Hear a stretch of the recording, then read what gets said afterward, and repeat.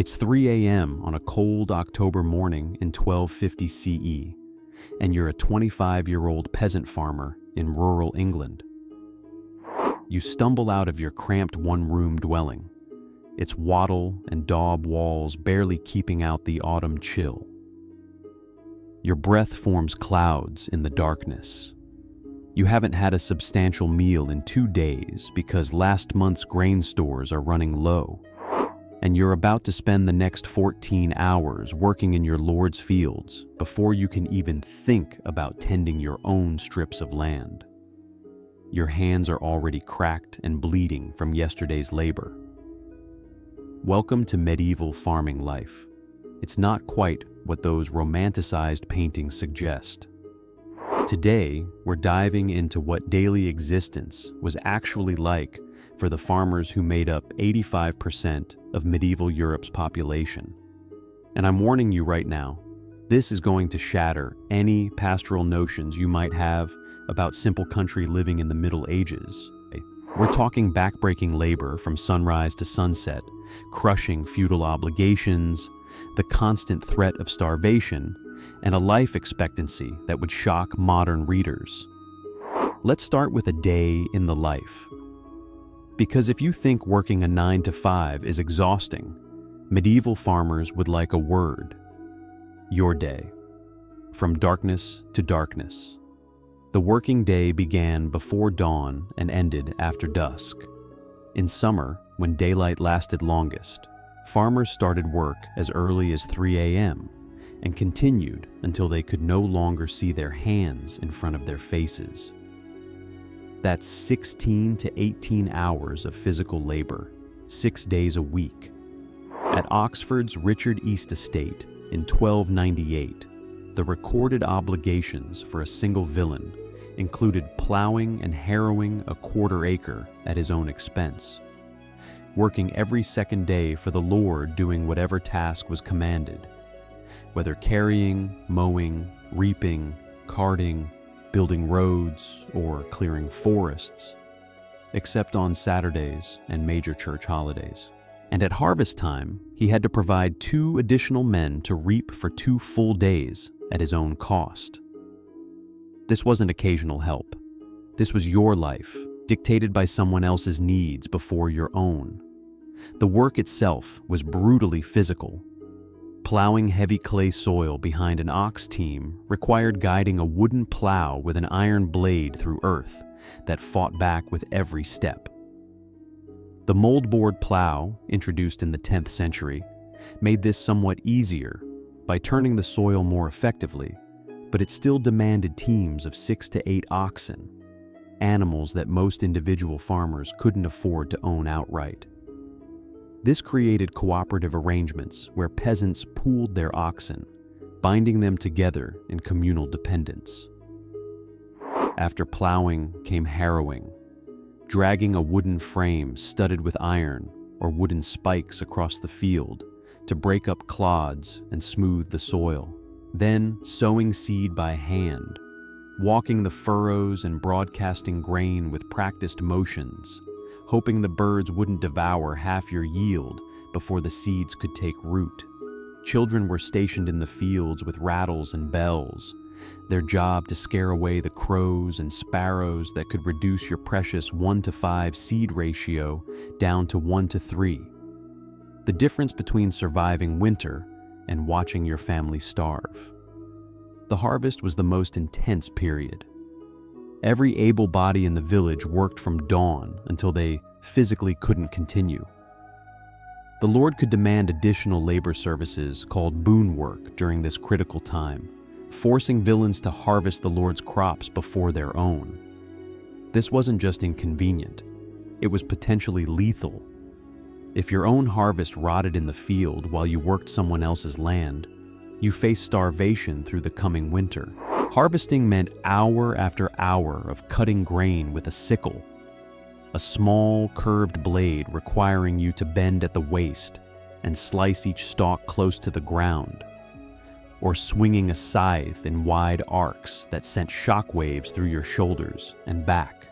When the scythe arrived in Europe during the 12th and 13th centuries, It transformed this work from impossibly grueling to merely exhausting.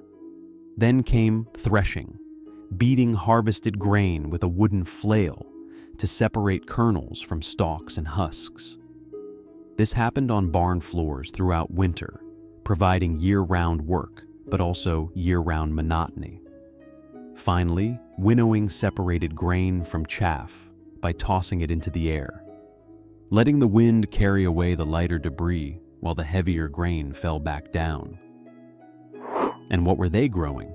The staple crops under the three-field system were wheat or rye planted in autumn for harvest the following summer. Oats, barley, peas, lentils, or broad beans planted in spring for early autumn harvest, and one field left fallow each year to recover. This rotation prevented soil exhaustion and reduced the risk of total crop failure, but it also meant managing 3 different planting and harvesting schedules simultaneously. The weight of feudal obligations. Medieval farmers weren't just workers, they were bound to the land and to their lords through an intricate web of obligations that consumed much of what they produced. As serfs or villains, they couldn't leave their land without the lord's permission. They couldn't marry, change occupations, or dispose of property without consent. If the lord sold the manor, the serfs transferred with it, bound to the soil they worked. The financial burden was crushing. They owed the lord a percentage of their harvest, often half or more. They paid a tithe to the church, typically 1/10 of everything they produced. They paid monetary rents, head taxes, and additional annual fees. They paid fines for the right to use the lord's mill, oven, wine press, and hunting grounds. They paid a merchant fine if a daughter married someone from outside the estate. They paid an inheritance tax when a family member died, often in the form of their best animal. At Bologna in the 15th century, the records show that a 4-year period of farming could cost 48 to 64 florins, when a day laborer earned only 10 florins per year. The math was impossible for anyone without inherited wealth or additional income sources. After paying all these obligations, farmers kept what remained. In good years, this might be enough to feed a family and save a little for emergencies. In bad years, and there were many bad years, it meant choosing which children ate and which went hungry, the brutal reality of diet and disease. Here's the paradox. Medieval farmers grew food all day, every day, yet many were chronically malnourished. Their diet centered on pottage, a thick soup or stew made by boiling whatever vegetables they had on hand with water, and occasionally scraps of bone for broth. Turnips, parsnips, leeks, onions, cabbage, peas, and beans went into the pot, which often sat over the fire for days at a time, with new ingredients added and servings taken out in a constantly evolving mixture. Oats or barley thickened the pottage, and herbs from small gardens added flavor. Bread was the other dietary staple, but peasants ate dense, dark loaves made from barley or rye, not the wheat bread that went to wealthier tables. They had to bake this bread in the lord's oven, paying a fee for the privilege. Meat was a rarity. Pigs provided the most accessible source because they could forage in woods and be slaughtered at any time. But even this was occasional. Chickens, if a family could afford to keep them, produced eggs more valuable alive than dead. Cows and sheep were far too valuable for their milk, wool, and work to slaughter, except in dire circumstances. The irony is that this largely vegetarian diet of whole grains and vegetables was probably healthier than the meat-heavy meals of the nobility, who were frequently depicted as obese in medieval art. Yet peasants still suffered from malnutrition because they simply didn't get enough calories to support the enormous physical demands placed on their bodies. Towns and villages had no sanitation systems. Animals roamed the streets. Human waste and refuse were thrown directly outside dwellings. Disease was constant and deadly. The Black Death, which reached Europe in 1347, killed up to 60% of the population in some areas. But even before that catastrophe, plagues, fevers, and infections claimed lives regularly. It was said that peasants bathed only twice in their lives, once when they were born and once after they died. While this is probably exaggeration, it speaks to the reality that basic hygiene was nearly impossible when water had to be hauled from contaminated rivers, and heating it for bathing required fuel that was needed for cooking and warmth. 50% of children died before reaching their first birthday. 20% of women died in childbirth.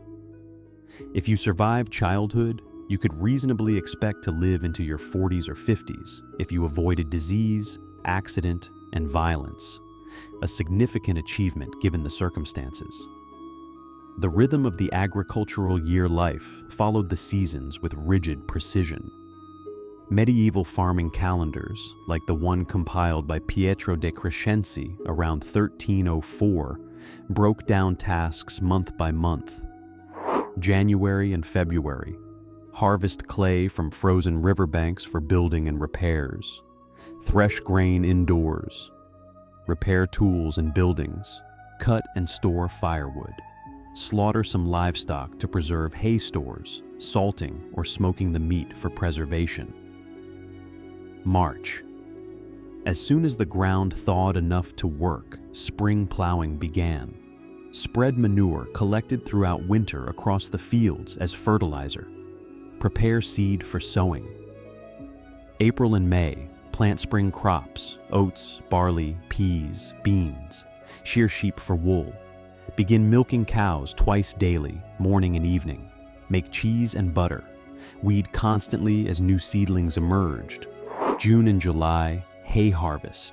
Cut grass with scythes, spread it to dry, turn it repeatedly with pitchforks to prevent molding, then gather and store it for winter animal feed. Continue weeding grain fields. The work was endless. August and September, grain harvest. The most intense labor of the year, every hand needed, working 18-hour days to bring in wheat, rye, barley, and oats before weather could destroy months of work. Thresh and store grain immediately. October and November, plow autumn fields and plant winter wheat and rye. Fatten pigs on acorns in the forest. Slaughter surplus livestock before winter when feed became scarce. Preserve meat. Make final repairs to buildings before deep cold arrived. December, minimal field work. Indoor tasks like threshing, making and mending tools, weaving, and preparing for the next cycle. This rhythm repeated year after year, generation after generation, with little variation except in years of catastrophe. The few freedoms in a constrained life. Despite the crushing obligations, medieval farmers weren't completely powerless. Villeinage was not a purely exploitative relationship. It was a transaction, however unbalanced. The Lord provided protection from raiders, bandits, and invading armies. He couldn't evict serfs without legal cause. He was expected to maintain law and order, provide access to mills and ovens, and offer some minimal welfare in times of crisis. Serfs could accumulate personal property and wealth. A particularly industrious or fortunate farmer might grow surplus crops to sell at market. Some even became wealthier than their free neighbors, though this was rare. A well-off serf could potentially buy his freedom, though lords rarely granted this willingly given the value of the labor. The church provided structure and rest. Sundays were work-free by law. Religious feast days added dozens more holidays throughout the year. Estimates suggest English peasants had 4 months of rest days annually, while Spanish peasants enjoyed nearly 5 months. These weren't vacations as we'd understand them, but they were breaks from field labor. During labor shortages, particularly after the Black Death decimated the population in the mid-14th century, remaining workers gained bargaining power. Wages rose. Some peasants chose to work fewer days for the same income, valuing leisure over additional wealth in a way that seems foreign to modern work culture. Why any of this matters, medieval farmers lived lives of extraordinary hardship. They worked from before dawn until after dark, 6 days a week, most of the year. They gave away half or more of what they produced to lords in the church. They raised children knowing half would die before their first birthday. They faced starvation in bad harvest years and disease every year. Yet these farmers sustained European civilization through its most challenging centuries. They developed the three-field crop rotation system that increased yields and prevented soil exhaustion. They created cooperative labor arrangements that became the foundation for later labor organizations. They maintained traditions of communal support that helped communities survive catastrophes. The heavy plow, the horse collar, the scythe improved harrows. Innovations developed or adopted during the medieval period transformed farming from subsistence survival into an engine capable of supporting population growth, urbanization, and eventually the Renaissance. And through it all, they endured. They planted knowing they'd harvest less than they sowed. They labored knowing most of the fruits would go to others. They raised children in circumstances that killed more than it spared. They survived, adapted, and occasionally even thrived within systems designed to extract maximum labor for minimum return. Life was harsh, unjust, and often cruel. Farmers worked until their bodies broke, lived in conditions we'd consider uninhabitable, and died young by modern standards. But they were the foundation, literally the working backbone, of medieval society. If you enjoyed this deep dive into medieval farming life, smash that like button and subscribe for more analytical approaches to history. What other aspects of medieval daily life would you like to see covered?